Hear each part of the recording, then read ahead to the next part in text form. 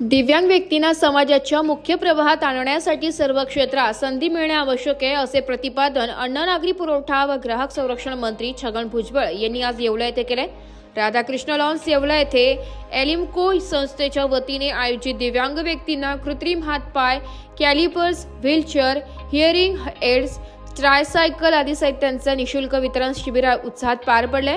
यावेळी उपविभागीय अधिकारी बाबासाहेब गाडवे, तहसीलदार आबा महाजन, मुख्य अधिकारी तुषार आहेर, गटविकास अधिकारी संदीप पायळ, जिल्हा दिव्यांग सक्षमीकरण अधिकारी भारत चौधरी यांच्यासह विविध विभागांचे अधिकारी उपस्थित होते।